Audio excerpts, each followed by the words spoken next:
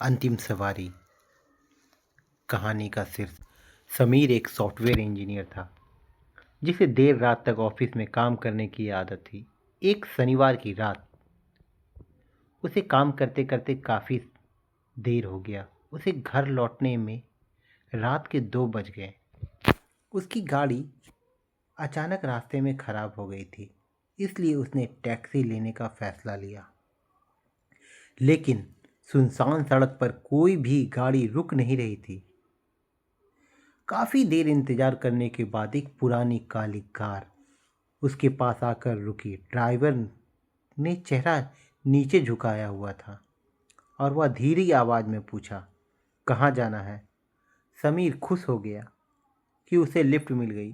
उसने अपने घर का पता बताया और पिछली सीट पर बैठ गया। कार चलने लगी, लेकिन समीर को धीरे धीरे कुछ अजीब महसूस होने लगा। कार के अंदर का तापमान बर्फीला ठंडा था।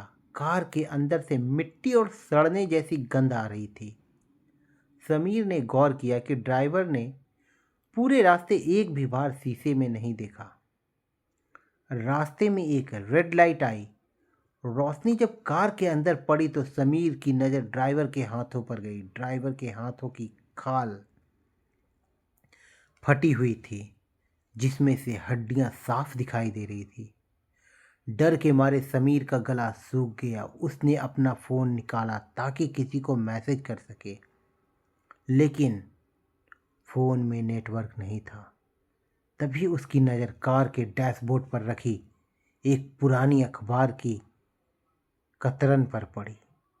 उस पर लिखा था, 5 साल पहले इसी सड़क पर एक भयानक एक्सीडेंट में एक ड्राइवर की मौत। लाश अभी तक बरामद नहीं। उस खबर में जो तस्वीर थी वह बहुत ही ड्राइवर से मिलती जुलती थी। समीर ने चीखते हुए कहा, गाड़ी रोको, मुझे यहीं उतरना है। ड्राइवर ने धीरे से अपनी गर्दन मोड़ी। उसका चेहरा पूरी तरह से झुलसा हुआ और आंखों की जगह सिर्फ काले गड्ढे थे।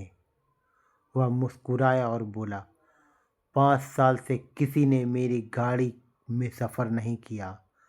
आज तो कोई साथ मिला है। समीर ने चलती गाड़ी का दरवाज़ा खोला और बाहर कूद गया। वह सड़क पर गिरकर बेहोश हो गया। सुबह जब पुलिस ने उसे उठाया तो समीर ने पूरी कहानी सुनाई।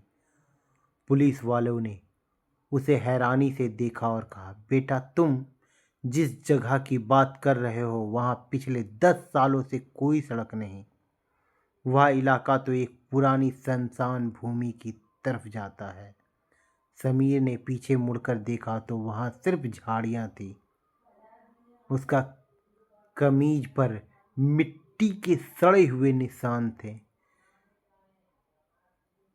समीर उस दिन के बाद पूरी तरह बदल गया। वह किसी से बात नहीं करता था और अंधेरे से उसे डर लगने लगा।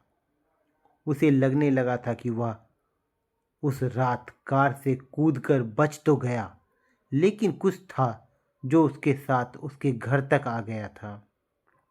एक रात जब समीर अपने कमरे में सोने की कोशिश कर रहा था, उसे फिर से वही सड़ने वाली गंध महसूस हुई। उसे ऐसा लगा जैसे कोई उसके बिस्तर में बिल्कुल बगल में खड़ा है।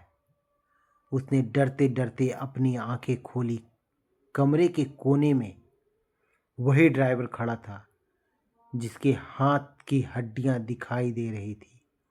वह धीरे धीरे समीर की ओर बढ़ा और फुसफुसाया, तुमने किराया नहीं दिया। समीर की चीख निकल गई, लेकिन आवाज़ उसके गले में ही फंसी की फंसी रह गई। अचानक वह साया धुएं की तरह गायब हो गया। अगले दिन समीर ने ठान लिया कि वह इस रहस्य को सुलझाएगा। वह फिर से उस पुराने इलाके में गया जहां उसका एक्सीडेंट हुआ था। वहां पास ही एक छोटे से ढाबे के पास उसने ड्राइवर के बारे में पूछा।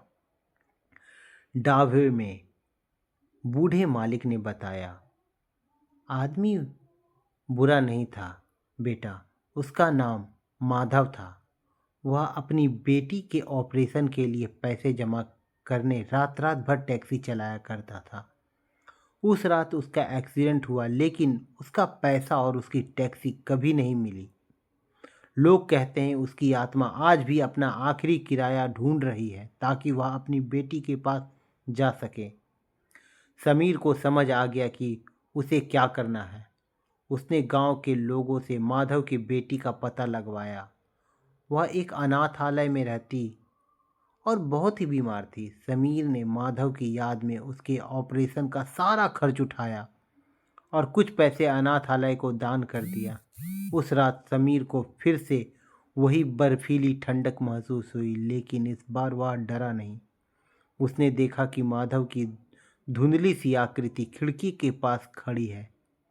माधव के चेहरे पर अब खौफनाक मुस्कान नहीं बल्कि एक सुकून था। उसने समीर की तरफ हाथ उठाया जैसे उसे दुआ दे रहा हो, और फिर वहां से धीरे से हवा में कहीं विलीन हो गया। उस दिन के बाद समीर को कभी भी वह सड़ी हुई गंध नहीं आई, ना ही वह कार दिखी। माधव को आखिरी उसका अंतिम किराया मिल गया।